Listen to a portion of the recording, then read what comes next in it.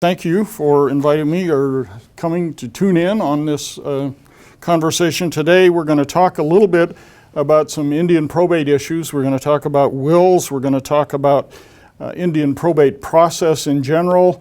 So let's get right into it. We're going to talk about mostly Indian probate and AIPRA. I'll talk about AIPRA a little bit, which give you some background on what happens when people die without a will.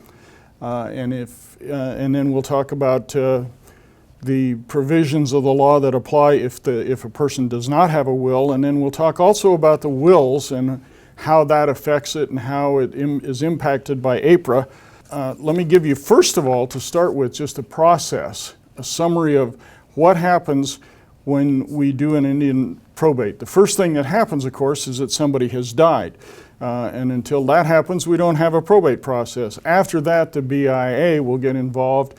They prepare a probate file to submit it to the Office of Hearings and Appeals. That's where I come in. But first of all, the BIA has to do their part. Then it gets sent over to the OHA, Probate Hearings Division, which is where I am. My name is Earl Waits. And we run the probate adjudication process. We'll talk more about that later. I just want to give you the summary at this point.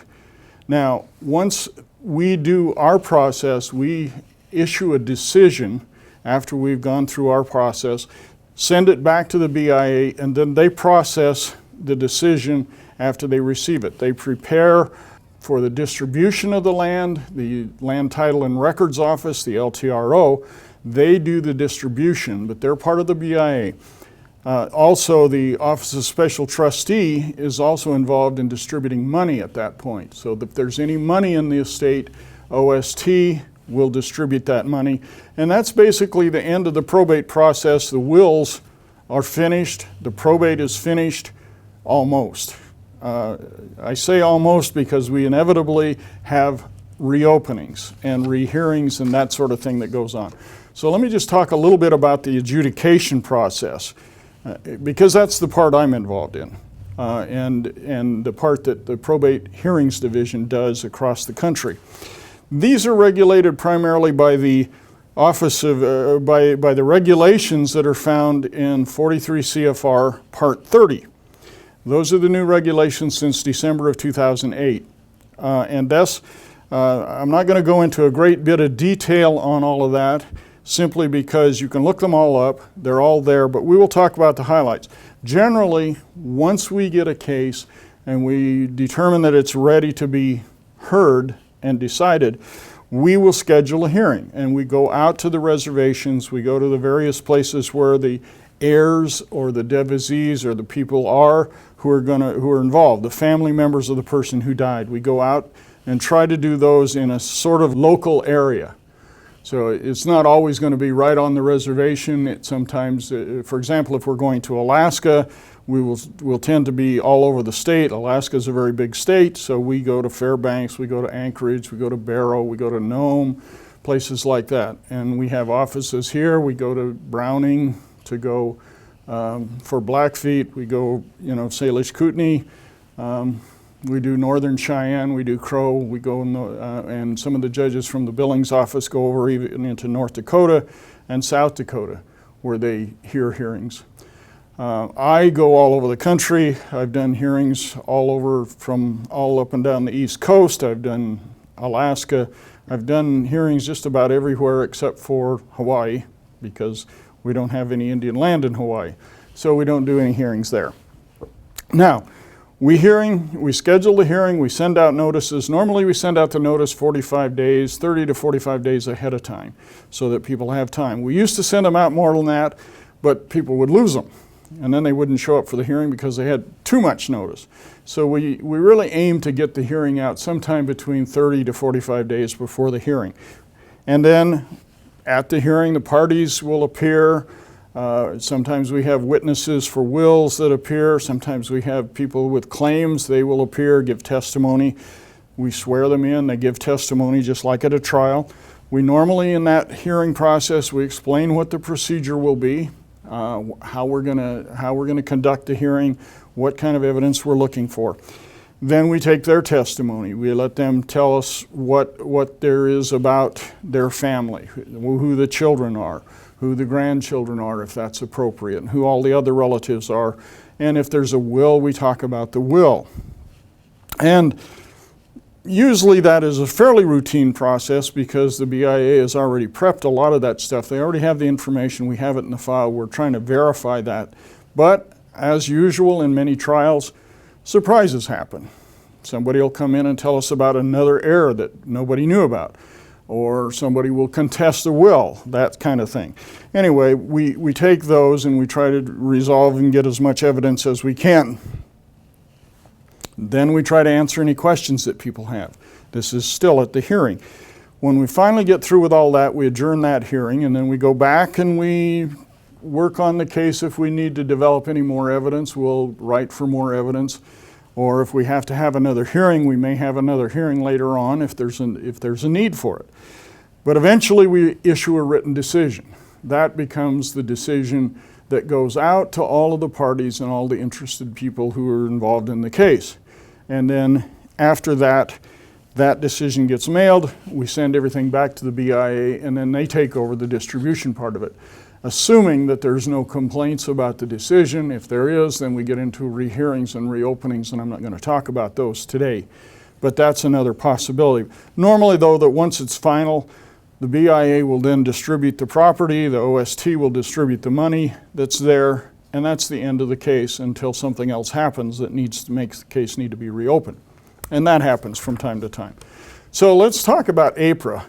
And AIPRA is the American Indian Probate Reform Act of 2004. That's the official title of the statute. It's really an amendment of the Indian Land Consolidation Act that happened a long time before that. But the citation is basically 25 U.S. Code sections 2201 all the way up through 2221. Probate is primarily concerned with just a few of those sections, 2206 in particular, although some of the other ones get involved in it. And we'll talk a little bit about those as we go through this process before we get to the wills. Now, a couple of definitions you should know. And again, you know, I sometimes joke that here we have more definitions of Indian. Because that's one of the definitions that's included in AIPRA, and they have a special definition of Indian for purposes of Indian probate. And for that purpose only, in section 2201 and subsection 2, they define what an Indian is for purposes of probate, not for purposes of enrollment or any of the other things that people think that it's important to be an Indian about. For our purposes, we're only looking at who's an Indian for purposes of Indian probate, right? Okay, so that's first of all a member or someone who's eligible to be a member of a federally recognized Indian tribe. If you are a member or you're eligible to be a member, or if the decedent, the person who died is a member or was a member or eligible, or if the heirs are a member or eligible to be a member of an Indian tribe, then we consider them an Indian. Are there any other Indians? Yes. A person who owned land, trust land, as of October 27, 2004. Why that date? That's the date AIPRA was signed into law.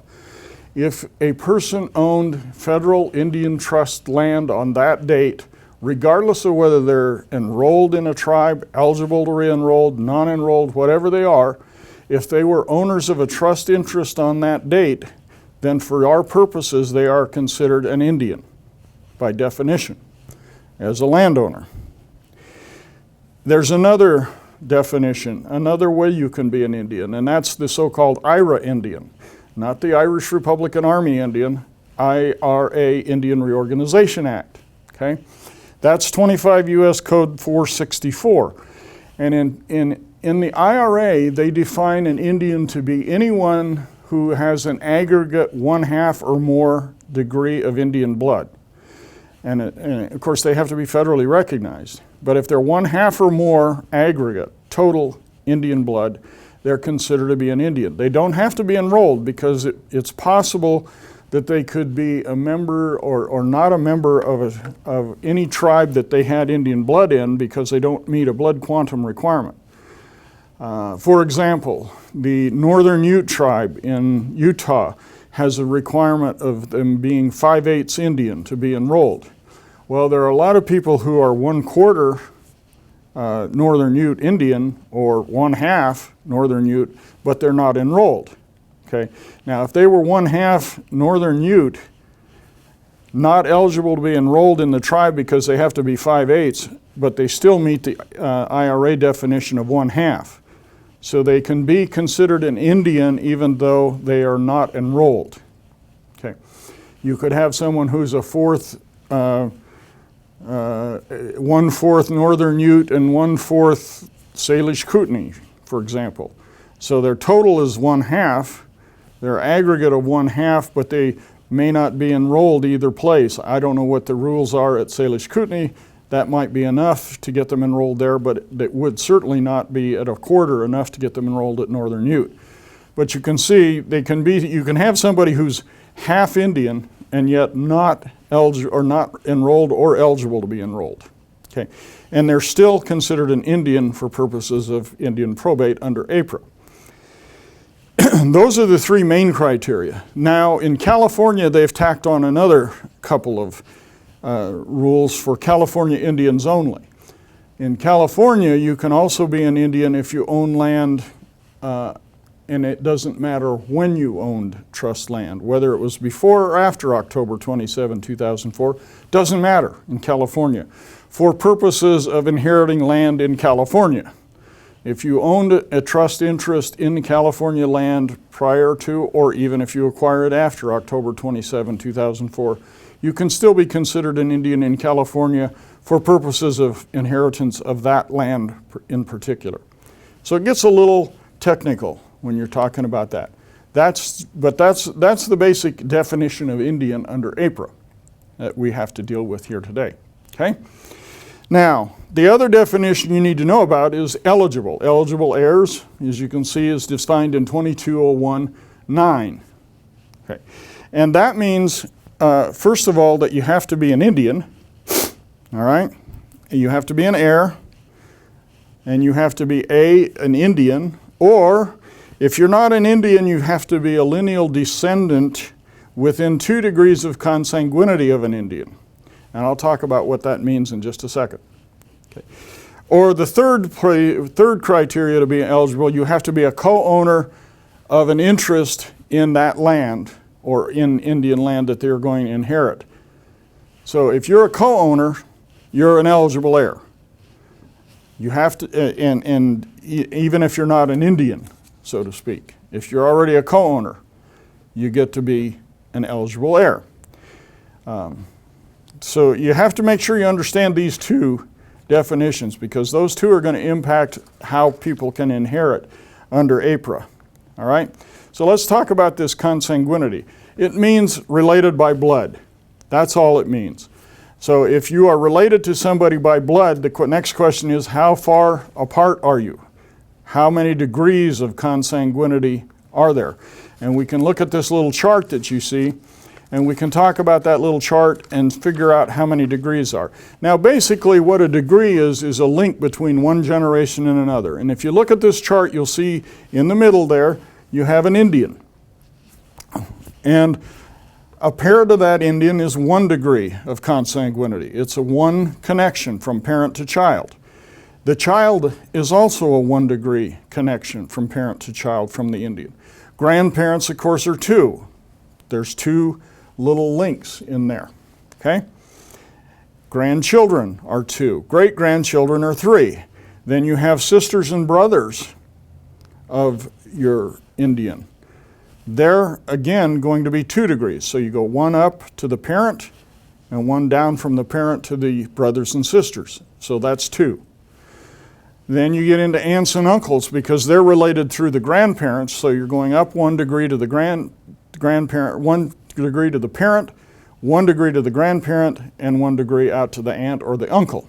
So you got 3. Obviously, cousins are at 4, nieces and nephews who are the children of your brothers and sisters, Nieces and nephews are 3 degrees, one more than the brothers and sisters. Grandnieces, grandnephews are 4, and so on. Now, it used to be we had a big, vast chart because under state probate laws that used to apply in Indian cases, you could be out to multiple levels of cousins and you'd have many, many degrees of linkage. AIPRA has trimmed that down some, and so we're not going to talk about all of those. We'll talk about who's eligible to be inheriting under intestacy. Intestacy is simply, as most of you know, or if you don't know, it's inheriting without a will. And that's governed by 2206A, 25 U.S. Code 2206A. That's how we figure out who's going to inherit if there is no will. And it's easier to start with who's not going to inherit. Okay? Who doesn't inherit, those we can define pretty easily. We'll go back to our little chart. If you look at the little chart under AIPRA, who doesn't inherit, first of all, is grandparents. They are not included. Used to be grandparents would be included. No more, not under AIPRA. No grandparents get to inherit. After grandparents, another group that gets cut out are aunts and uncles and cousins. Aunts and uncles used to be able to inherit, no more. Cousins, their children can't inherit, and generations beyond, down from that, no longer get to inherit. And the last group out of this bunch that don't get to inherit are the nieces and nephews, and the grandnieces and the grandnephews and all of those. So what you're left with as to who can inherit from an Indian is that group you see right there in the middle of this chart. The parents, the brothers and sisters, children, grandchildren, and great-grandchildren. Okay. Now, I know you probably heard me say a while ago that it was 2 degrees of consanguinity, and you have great-grandchildren who are at 3 degrees from that Indian. And it's possible that a grandchild, because the way the language of the statute says 2 degrees of consanguinity of any Indian, it doesn't have to be the person who died as the measuring. It can be, for example, if the great-grandchild is not an Indian and not eligible to be an Indian, but they are the child of a child who was an Indian, the child of the decedent was an Indian, the great-grandchildren are not because they are too small a degree and not eligible, but they are still within 2 degrees of their parent who was an Indian, not the person who died who would be their grandparent. So they could still inherit in that case. And this could go on for some generations if you get an Indian marrying in and parenting one of these children at every other generation, as long as you keep it within 2 degrees of an Indian. So remember that the statute doesn't say 2 degrees of the person who died, it says 2 degrees of an Indian. So as long as there's an Indian coming in there every other generation, it will keep going. Now, let's move on. Who does get to inherit? That's the real question. And that, of course, becomes a question of looking at these categories. There are 3 categories of property, and the way those 3 categories of property get inherited is different. So we'll look at them one at a time. First category of property is, of course, money. The money that's in the IIM account. Now, we'll talk about that a little bit because there's a difference of how we determine who owns and what is owned. So let's go back and talk about the money side of it first. Under the money, who's going to inherit under 2206A2, A, and B, which is the provisions that apply that's on your slide. First of all, what is in the account? What is the money that we're talking about? And that is money that's in an IIM account, individual Indian money account. That money can be the money that's in the account when the person died. In other words, they don't always distribute all the money at the same time out of IIM accounts. So if there's money there on the day that the person died, it's still being held in the account, then that money is going to be part of this balance, this date of death balance that we're talking about. But there's more, like the old TV commercials. But wait, there's more. Money that should be in the account, but it isn't in the account. also gets to be considered part of the date-of-death balance. Now, what is that? For example, you're seeing this a little less now that we have direct deposits, but it used to be when OST would write a check, they would write out a paper check, send it in the mail to somebody, and oftentimes between the time they wrote the check and sent it off and the time that it would have, by the time it gets to the person who's the check's written to, that person has died. In the meantime, what happens to the check? Well, in theory, and in most cases, it comes back to OST as uncashable because the person died, and they simply put it back in the IAM account. That money represented by that check is considered part of the date-of-death balance because it never actually got paid out to them. They wrote a check, yes, but the check didn't get cashed. And so it comes back, it's put back in the account, and so even if it wasn't in there, they wrote the check 2 days before the person died, they died, then the check comes back because when it got there, nobody was there to cash it, and it came back. That's money in the account. The other kind of money that's in the date-of-death balance that we're looking at from time to time, we see money that was due but didn't get paid until after the person died. Sometimes there are land leases and they get sent a bill to pay your lease and they don't pay it. And let's say the bill is due on February 1st. They don't pay the bill on February 1st. They may not pay the bill until April 1st, but on March 1st, the person died. Okay. Now that money was due April 1st. It was due before they died, and had they paid it on time, it would have been in the account. That money is still considered part of the date-of-death balance, even though it was received after they died. It was paid because it was due before it was paid. So it's due and payable on the date of death, on or before the date of death. We consider it part of the date-of-death balance. We sort of operate on an accrual basis accounting system. So money that's due is accrued. So having figured all of that out, we now know how much money is there, who gets it. And that one's a little easier. If this person was married, their surviving spouse is going to get 1/3 of it. 1/3 is what AIPRA says. They get 1/3, and the other 2/3 goes to the other heirs. Now, if there weren't any other heirs, of course, the spouse is going to get all of it. If there was no spouse, the other heirs will get all of it, and it'll get divided up. But if they were married and had kids, the spouse gets 1/3, the kids split up the other 2/3. Okay? If there are grandchildren, they will take the share that their parent would have taken if their parent is dead.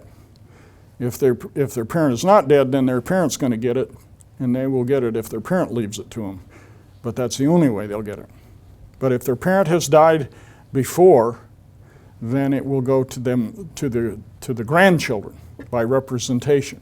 Okay? So that's the first level, children. Okay. Next level is grandchildren, and they take in the same way that children do, by representation.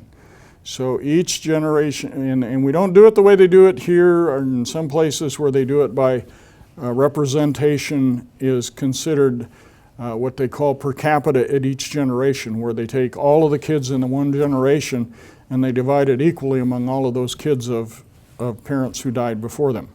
Okay. They do it strictly per stirpes, by representation. So if one child has died and left one child, that child is going to get the whole share that their parent would have gotten. If another parent or another child has died and they left 3 children, then they are going to split in thirds of that share. So the children of the parent that had 3 children are obviously going to get less than the grandchild who's the child of the parent who was the only one who would get the whole share. Okay?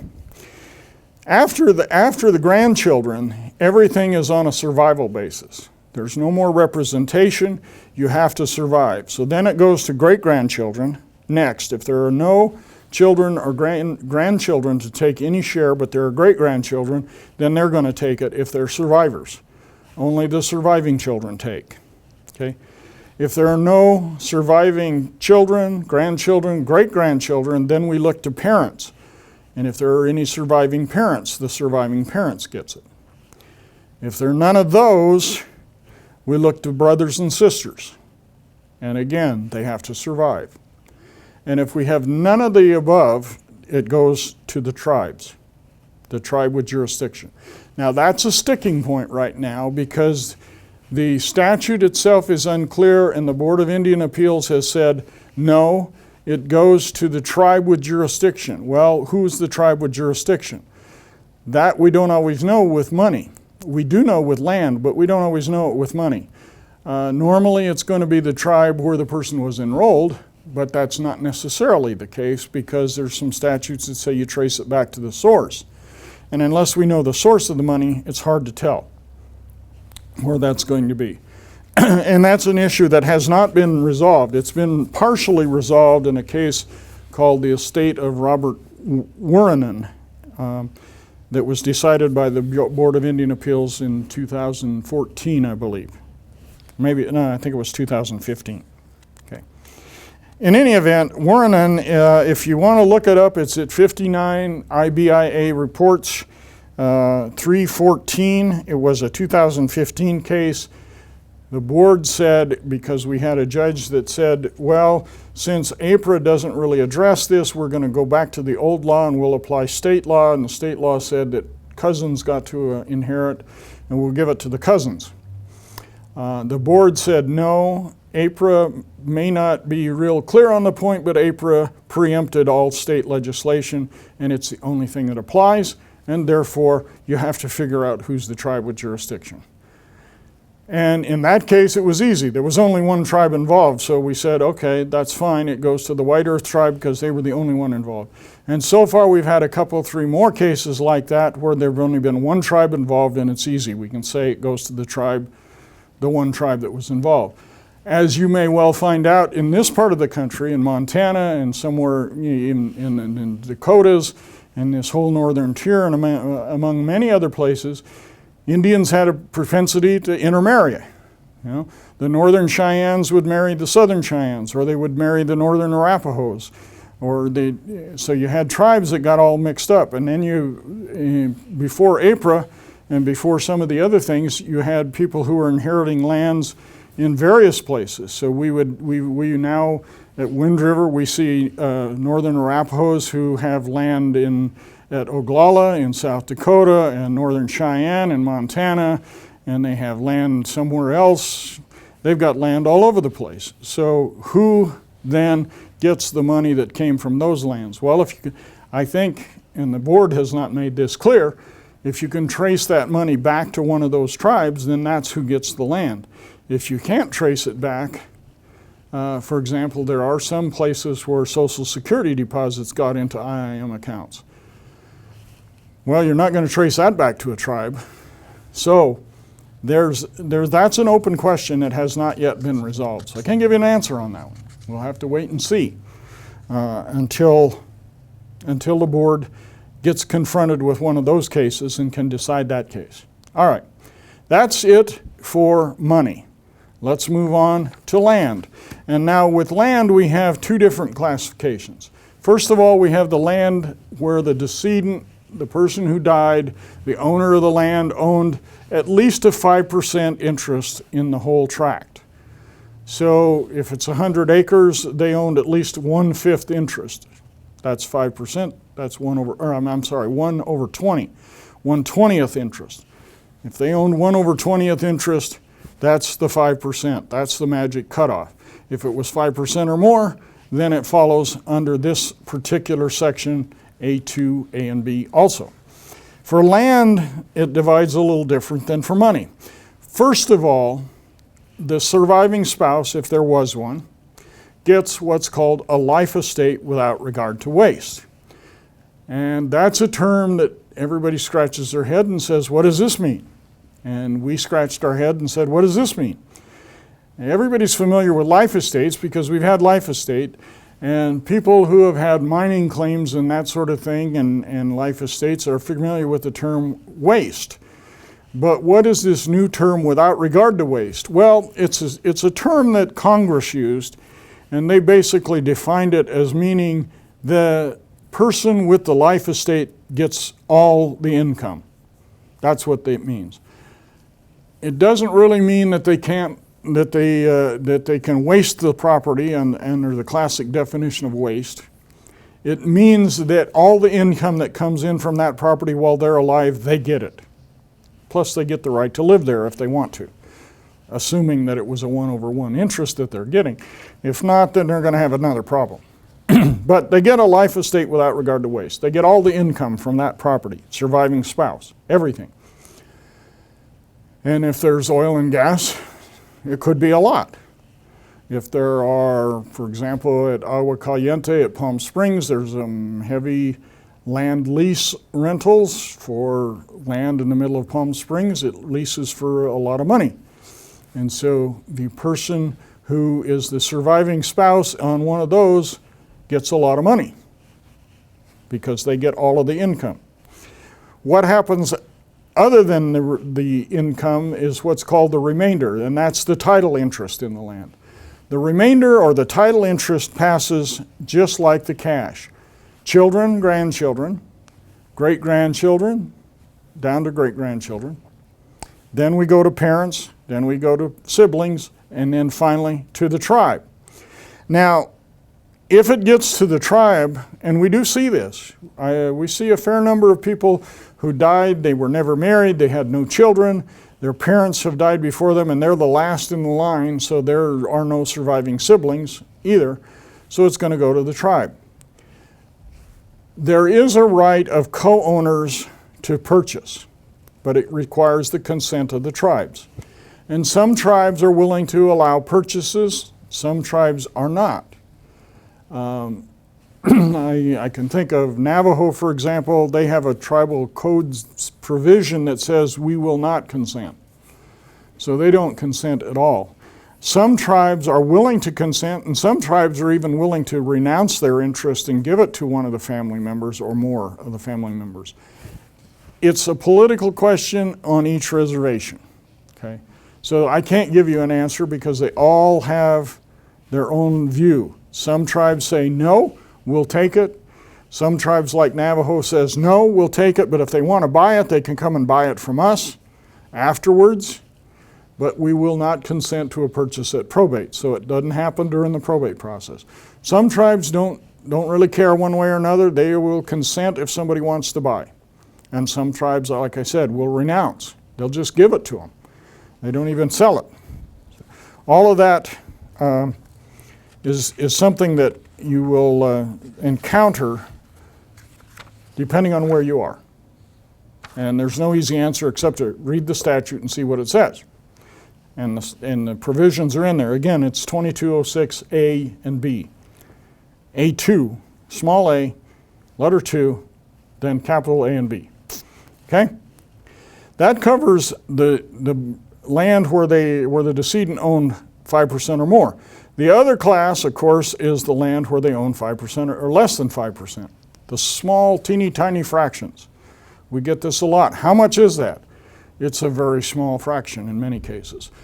In some parts of the country, particularly up here in the northern part, there are fractions that are in the 10,000s of a whole piece. They're really, really small.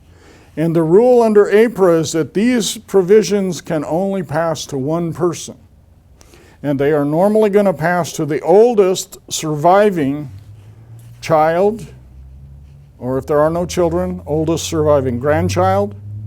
If there are none of those, oldest surviving great-grandchild. And then it stops. It doesn't go to parents. We don't look to parents. We don't look to brothers and sisters. It goes straight to the tribe. And in this case, it's the tribe with jurisdiction over that land. Now, the one thing you will maybe encounter out in this part of the country, certainly over in Washington and Oregon, and somewhat, there may be some in Montana as well, you will encounter what are called public domain allotments. And although at Yakima, I know there's some litigation at Yakima as to whether they have jurisdiction over some of the Yakima public domain land, whether the tribe has exercised jurisdiction or not.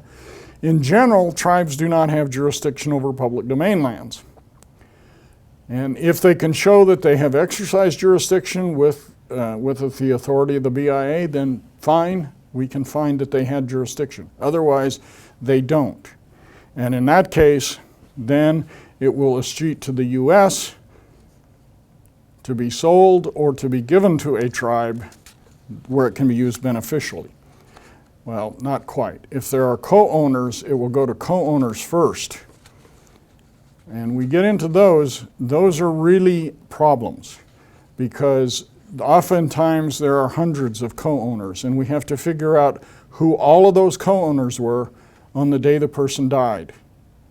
And in some of these public domain, I've had some with 200 or 300 co-owners on each parcel. So you can imagine mailing decisions to 300, 400, 500 people gets to be quite a burden. And just sorting out how much does everyone get, and just sorting out which ones were alive the day that the person died, and which ones may have died before the person we're now interested in. If they died before and had children of their own, we have to figure out who their children were because their children might have inherited. So it gets to be a nightmare. It was one of Congress's good ideas. Not so sure it turned out so well. That's my opinion. Okay? All right, that's all there is to say about intestacy. Let's move on, and we can talk about Indian wills because I think that's what most everyone is here to talk about anyway. And I hope that's what you're tuning into this presentation for. Before I get into Indian wills, and they're governed by 2206B, little b, small b in parentheses, think about other options other than wills, because there are other ways to pass land from one generation to another. The one thing you need to avoid with these Indian trust lands is using private trusts, the so-called revocable living trusts, any number of other estate planning things that sometimes attorneys think are a good idea, and they are. I don't mean to say that they're not a good idea.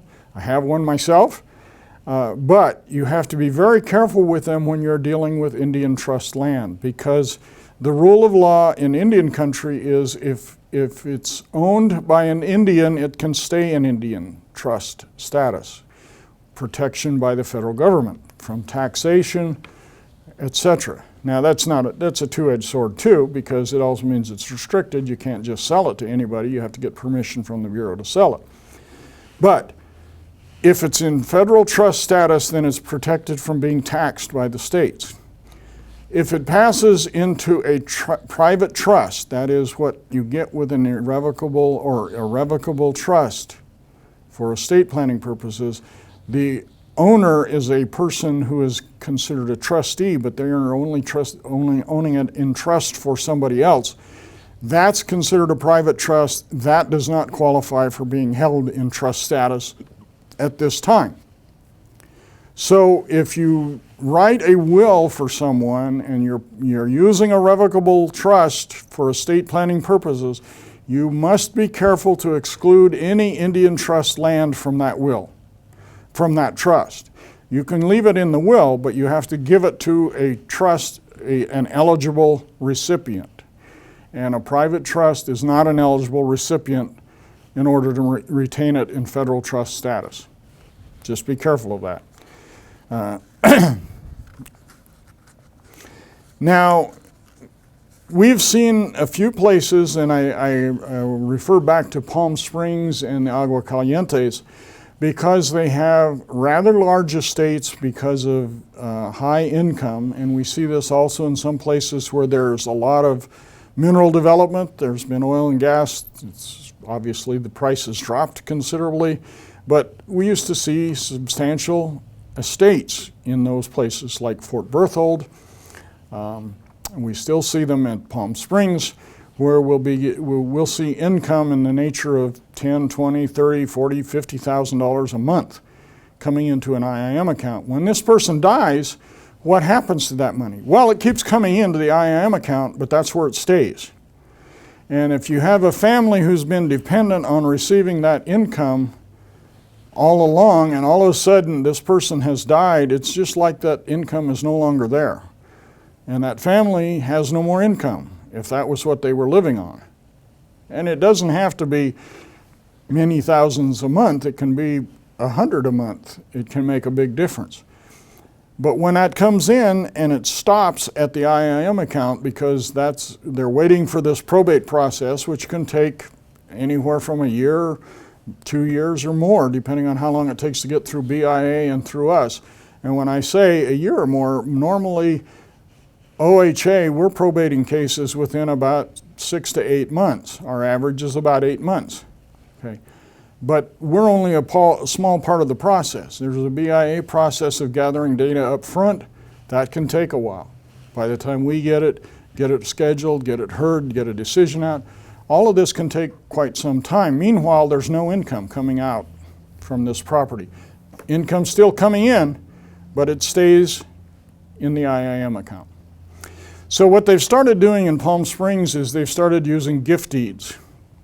And they will decide as an estate planning practice, they will gift deed the property to children or grandchildren or whoever they want to give it to and retain a life estate so that they keep the income coming into them until they die. We sometimes see multiple generations of life estates. They give it to their grandchildren, the remainder to the grandchildren, give a life estate, retain a life estate, give their children life estates so the money keeps going to them, and ultimately it passes to the grandchildren.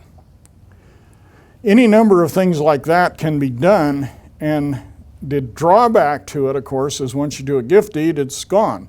You've given the property away. You can't get it back if you change your mind and decide you don't like that child anymore, or you don't like that grandchild anymore. You don't get to change your mind after you've given them a deed and it's been approved and recorded. You still keep the money, because the money keeps coming to you, but once you die, that money is going to, or that land is going to go to the next generation that you gave it to by the deed. Okay. But it allows the money to keep flowing, because as soon as you die, all they have to do is record the death certificate down at the BIA, and OST immediately starts making the payments to the people who had the remainder. And it may be 3 or 4. They get smaller payments, but the payments keep going on. They may miss a month while they process the paperwork, but they don't miss year or years while the probate process pens. That money keeps flowing. So it's another possibility. I know there is some movement in the works to come up with what's called transfer on death, which is sort of like what you can get at the bank nowadays. You can designate your bank account as payable on death, so when I die it goes to somebody I designate. They're looking at ways to do that with OST's IIM accounts to make them payable on death. They're looking at ways to make transferable on death with real estate. None of that is actually in place yet. So we're still in the world of you either have to go through probate or you have to use a gift deed or some other means to do that, to retain that. Now I heard, and I think Deb DeMontier said that they had tried this, of using deeds where the person gives a joint tenancy to themselves and the person that they are giving the land to, so that whoever dies first gets the land, or the other person, the survivor of that group, gets the land back. So if it's if you give it to you and your children and your child dies first, then it comes back to you and you get to do sort of a do-over. It still doesn't work if you change your mind and decide that that child doesn't get it, because they still have an interest, and if they don't want to give it back to you, then they've got it and you don't. So, but these are ways of thinking outside the box of how to speed that process and how to avoid probate with Indian property. Because like probate everywhere, Indian probate is not the fastest process in the world. Okay. All right, that's ways of thinking about estate planning other than wills and using wills, but let's go on with wills. Who can make a will? And this is defined in the regulations for the BIA regulations, 25 CFR, Part 15.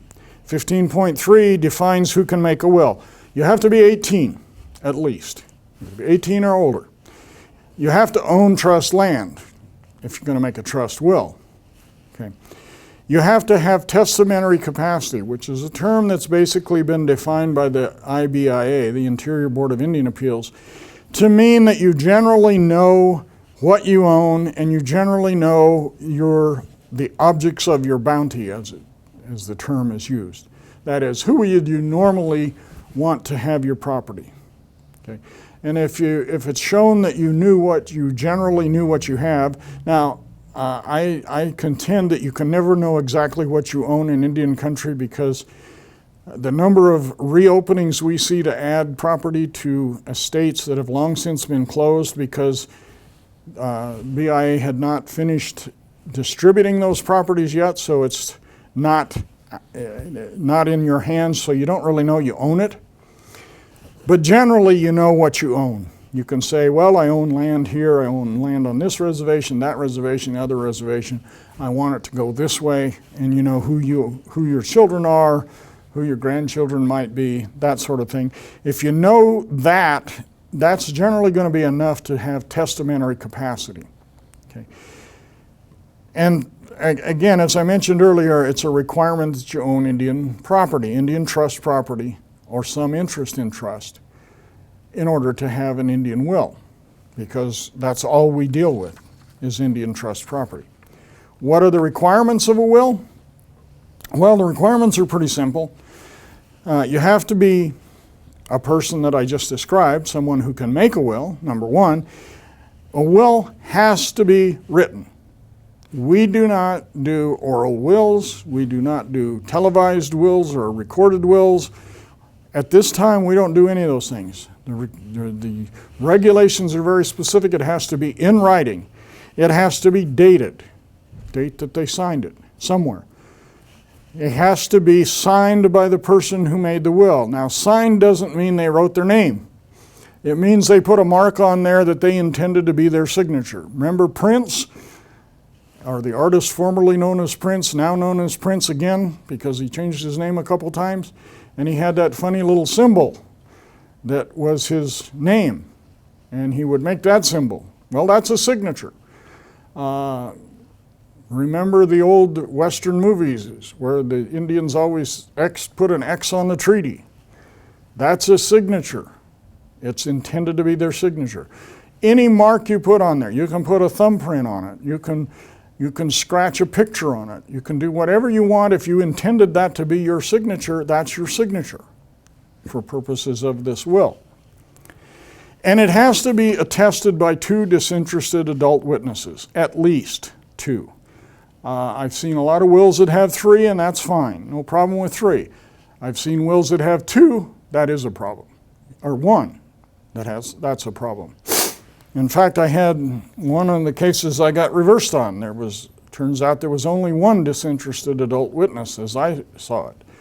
There were 2 witnesses, but one of them was taking under the will, because that's what it means to be disinterested. You cannot take under the will, and one of them was. So they were disqualified. That left 1, and I found that the will was not valid. They appealed it. It went to the Board of Indian Appeals. The Board of Indian Appeals said, well, yeah, but you forgot that the notary was there. There was a notary that signed it because it was a self-proved will. Well, the notary's signature represented another adult witness who signed the will, was there. Now, that means it's no longer a self-proved will because the notary can't notarize their own signature, but you now have a will that had 2 disinterested adult witnesses signing it. Even though one of the original witnesses was disqualified, you had the other one and the notary. So, 2 people have to have signed it, and 2 people who don't take. If there are those 2, then you have a valid Indian will, at least on its face. It's a valid Indian will. I mentioned self-proved wills, and what is that? That just means there's an affidavit that's attached to it, and these are in the regulations as well. 15.7 to 15.9 tells you what these are. This is an affidavit that's signed by the witnesses and the person who made the will before a notary or some other person authorized to administer oaths. We see that a lot. We see postmasters in Alaska a lot because the postmaster is authorized to administer oaths in Alaska. And a lot of times there are no notaries in some of these very remote villages, but they have a post office. So the postmaster can do it. A judge can do it. Other people authorized to administer oaths can do this. So it has to be administered, an oath administered. They have to sign this affidavit saying, yes, we were there. We saw them all sign it. We all signed it together. It's basically the same sort of self-proved willed affidavits that most state law provides for. Some state laws require more than 2, but most of them are only 2. And if you follow the state law in the jurisdiction where you are, you're probably going to be okay as far as we're concerned, as far as self-proved. Okay? And if you're in doubt, in 15.9, there is an actual form of the affidavit that you can use that will qualify you. All right, that's the execution part of a will. Once you get that, the question then is, what does it affect? What can you will to someone? What can you send? What can you give away in a will? And again, the statute there, 2206B, regulations are in 43 CFR Part 30. Okay.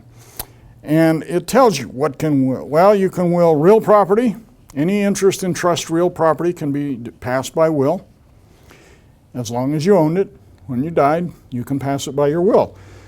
Cash, any money in your IIM account can be passed by will as well.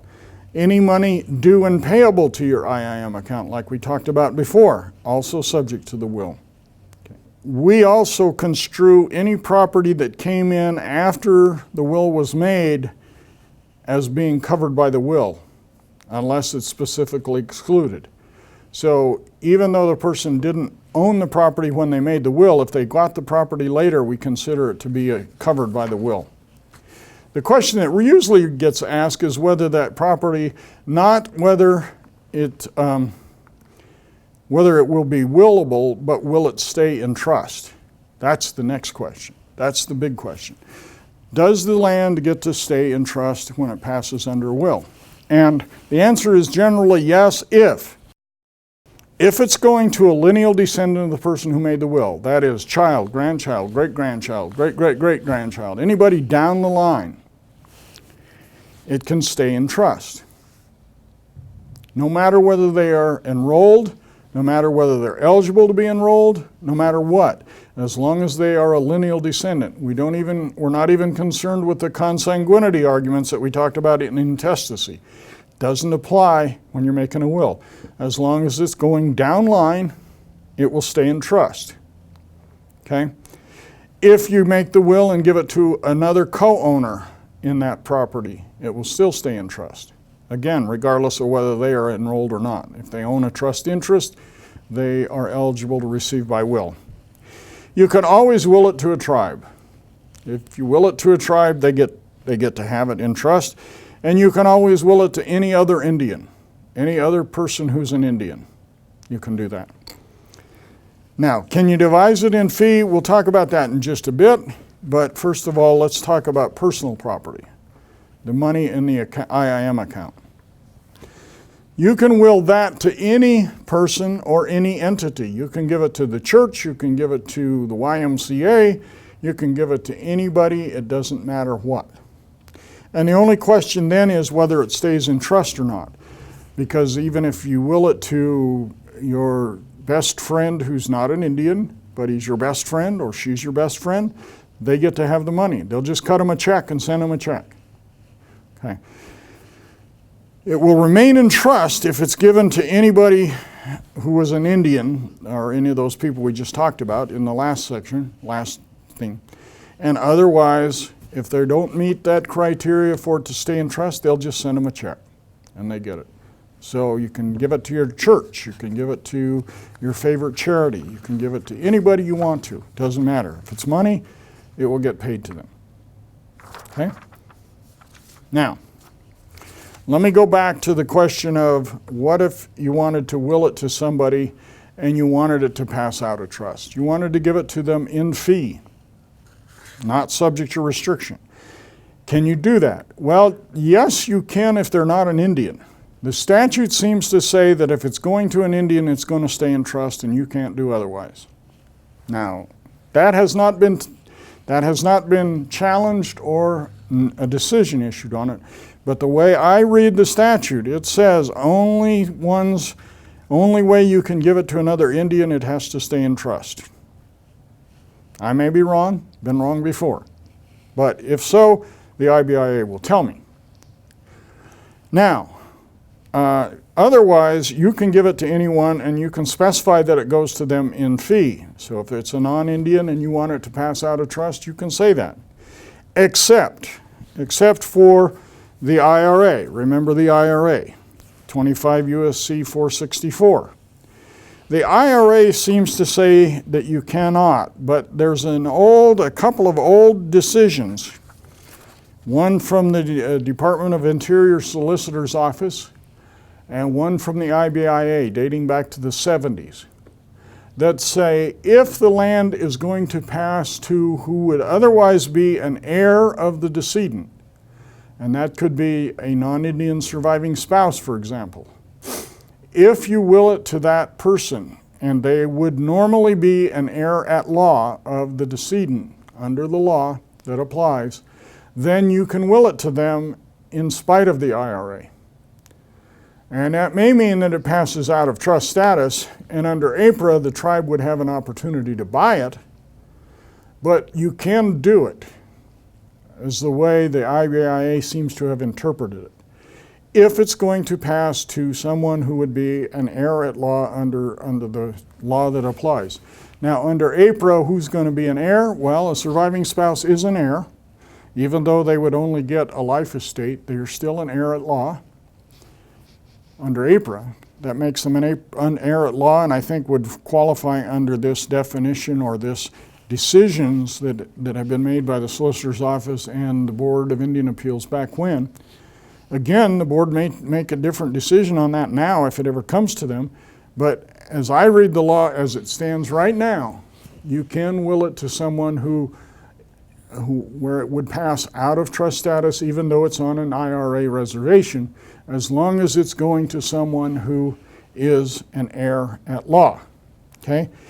The cases on that, if you want to look them up and look at them, the old IBIA solicitor's opinion is found at 54 Interior Decisions, 584. You can look it up on Lexis. It's listed in Lexis 1934, Lexis 77 Interior Decisions. And that one goes way back. Now, the other case that I talked about is the estate of Dewey Cleveland. That's the IBIA case dating from 1976. That statute or that decision is 5 IBIA reports, page 72. It's also found at 83 Interior Decisions, 170, same place. Or on Lexis 1976 ID Lexis 25. If you want to look them up, feel free to do so. They're not in any of the materials that you would find here normally, but they're there. They're on Lexis. You can look them up, or you can find them in some libraries. The next thing that you ought to be aware of in drafting Indian wills, if you're doing that, there is a presumption under AIPRA that if you pass the land to more than one person, like I give it to my 3 children, and you name them, the presumption in 2206 little c subparagraph 1 is that unless you specify otherwise, that it is presumed that you intended to pass it by joint tenancy with right of survivorship. So if you say, I give this land to my 3 children, then they're going to take a 1/3 share, but it's going to be as a joint tenant with the other 2. And what that means is the last one of those 3 standing is going to end up with the whole tract. Or if they want to sell it, it will take all 3 of them signing off to sell it or partition it somehow. Now, that presumption applies unless the will is specific that it is intended to pass other than as joint tenants. And the clearest way to do that is saying, I intend this to be as tenants in common. Although the interpretations may vary, normally if you use share and share alike, that's considered the same as tenants in common. Or if you use the term by right of representation, that's often considered to be the same as tenants in common. But the best way to do that is simply use the term tenants in common.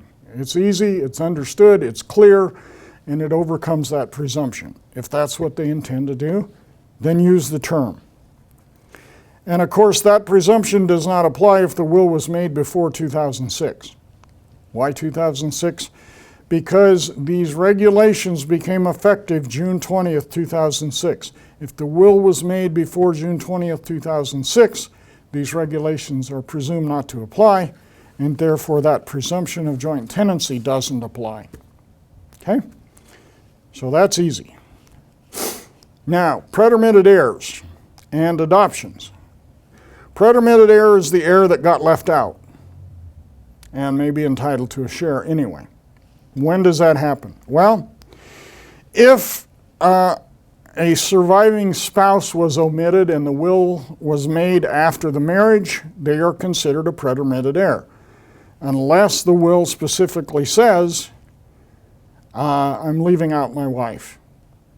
So you can disinherit them, but if you simply forgot them or forgot to change your will when you got married, then they're going to take a share, because the share that they're going to get is what they would be entitled to if you had not made the will. Now remember that under AIPRA, that's going to be a life estate without regard to waste. They're going to get income. That's all they're going to get. They're not going to get an interest in the land. They're going to get a third of the cash that's in the IIM account, and that's all they're going to get. Okay. So if they're left out unintentionally, they have the right to a share that they would have gotten under intestacy. If you intended to leave them out, then you said you intended to leave them out, then they get nothing. They're left out. What about children? Children, the same rule applies. If they were omitted, if the omitted child was born or adopted after the will was made, they're still entitled to an intestate share unless it's shown that they were intentionally excluded. Now, how would that happen? Well, I had a case like that, and it was a bizarre case, because this person had a child, might have had two, I don't remember. They had one, then they got divorced, and then they got married again, and their spouse was pregnant, and they made a will. And they said, I have a child who is not yet born, and I intend to leave them out.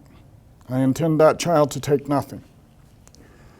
And that was fine. That child was named, or identified at the very least. I think they may have even had a name for the child, but the child was identified. Then that child was born. They didn't change their will.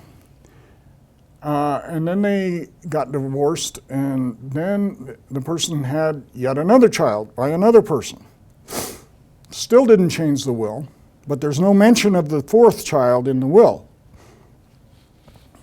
You had the first two who were born before the will. You had the one that was born after the will but was mentioned in the will as going to be born, and you have the fourth child who was not mentioned in the will at all. Deciding that case was a little tricky, because you had two children clearly who were included. They were named and given a share. You had one child who was clearly excluded, who got nothing, and you had a third child or a fourth child who got an intestate share, because they were left out of the will altogether, not mentioned, and it was not clear that they were intended to be left out. They simply didn't make the will. So it was sort of a split up decision. That's what happened. The other part of this is adoptions. Adoptions follow the general rule. That is, children inherit within their adopted family, not within their natural or biological family under AIPRA. That's different in Wyoming. AIPRA in Wyoming changed the law because in Wyoming and in Oklahoma and in some other states, a child who's adopted can inherit from both parents, both their natural and their adopted parents. Under AIPRA, only from the adopted parents. They're excluded from the natural family once they're adopted. If they're adopted in, they inherit only in that family and not from their natural family or biological family. Okay? So keep that in mind.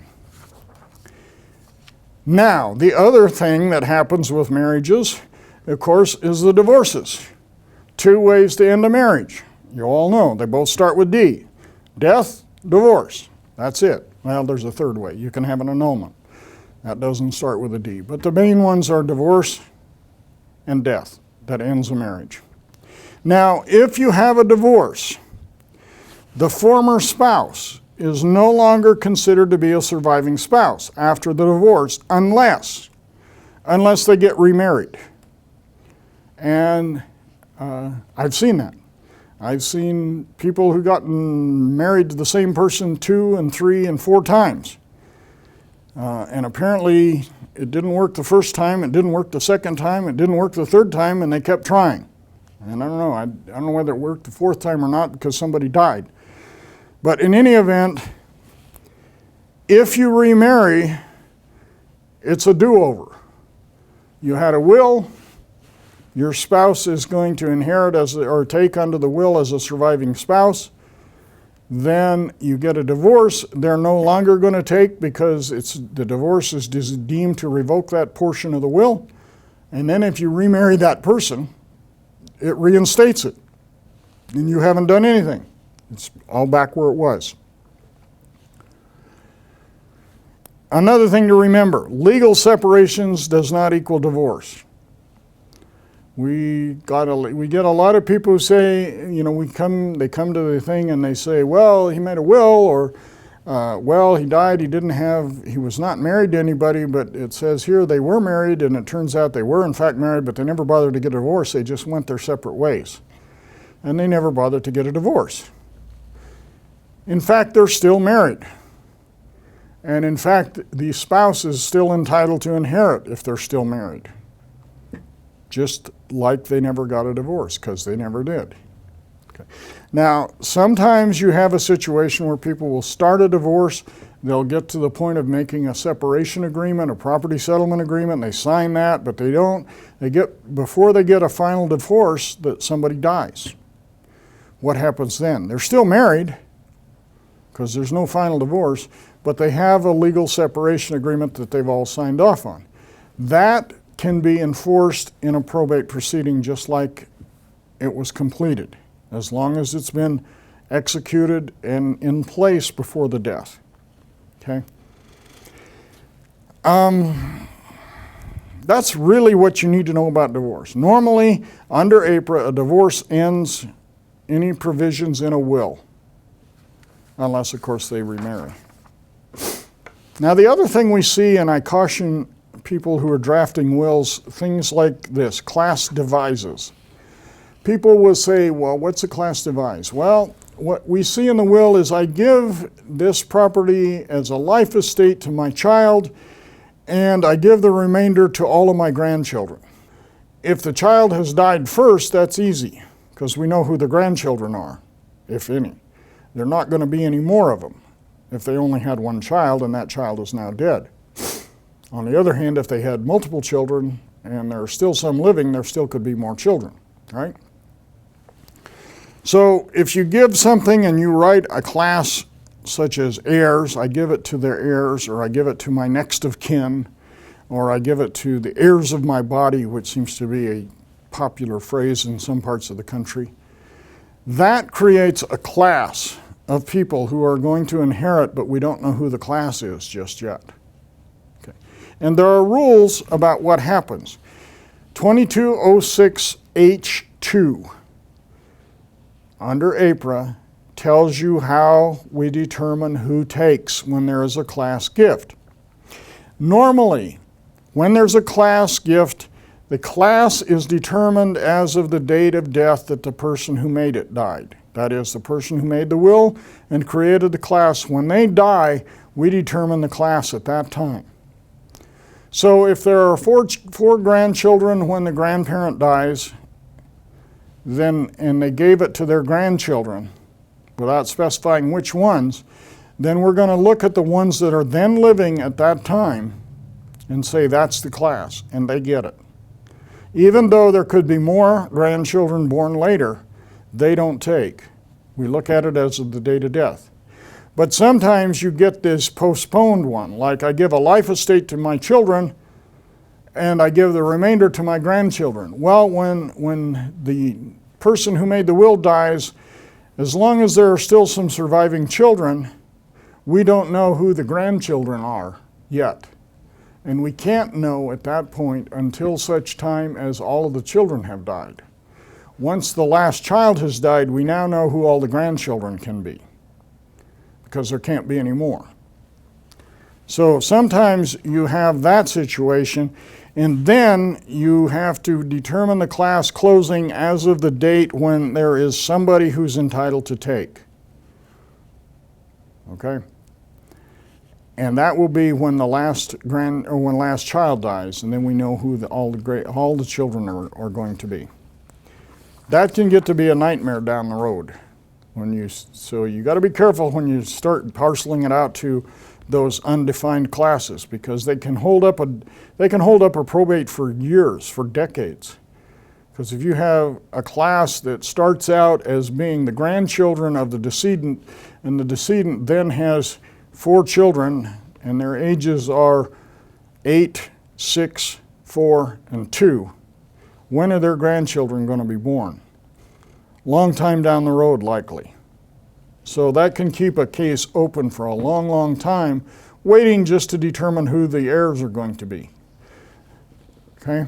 So class devises, best to try and figure out who you want to give it to, or who the client wants to give it to, and name them and cut that off, and don't use class devises if you can avoid it, because it really makes a mess of these cases, and it keeps them open, and it keeps the assets tied up for a very long time. Not a good thing. All right, consolidation. AIPRA provided for consolidation of interests. And one of the things that they talked about in AIPRA in terms of consolidation is not just consolidation of what's in the decedent's estate, because that you can always consolidate. But AIPRA includes a provision where the parties, the heirs who would be receiving what's in the estate, can bring in their own property from outside and include it in a consolidation agreement.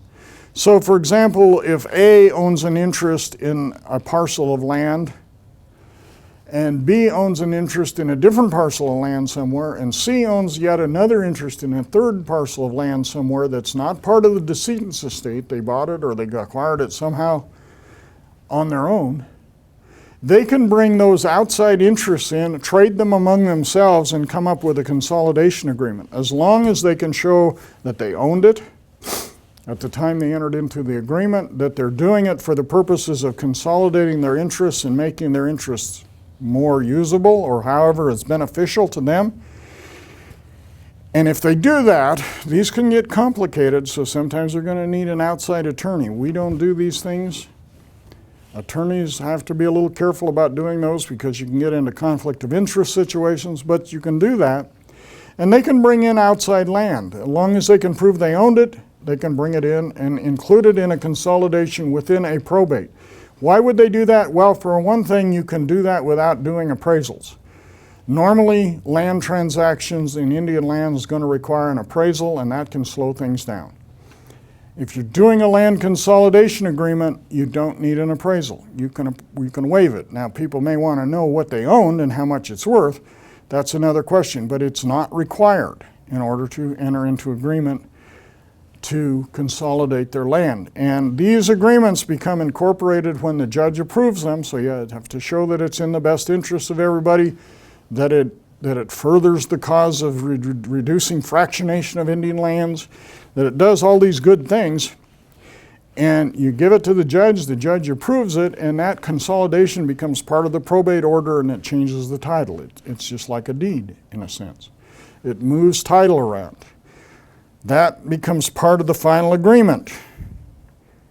And the other reason you might do a consolidation agreement, it avoids purchase at probate. If you have a tribe or another party who is trying to purchase at probate, one way to do that is by consolidation agreement with other parties, because once it's in a consolidation agreement, it's no longer subject to purchase.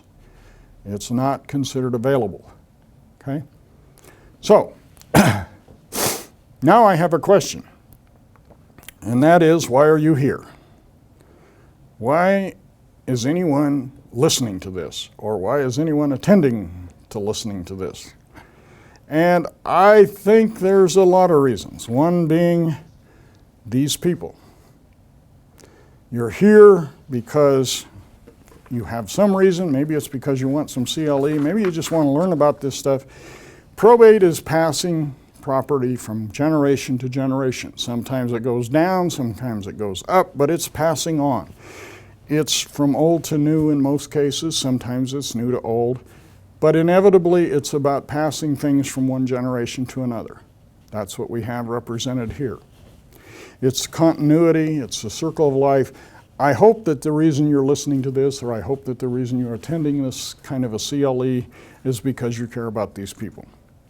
That's what you're here for. That's what I'm here for. And if you have any questions, you can contact our office and maybe somebody can help you. Here's the contact information. That's me. You won't likely talk to me, but you can talk to any of the staff and they can help you. We have attorneys, we have paralegals, we have people who work with this stuff day to day. And if you have a question that they can't answer, they will get a hold of one of the judges and try to get an answer for you. But you're not normally going to be able to talk to the judge because that would be an ex parte communication. That's not allowed. That's a no-no. So thank you for tuning in. Thank you for watching. Thank you for attending to this. That's all I have.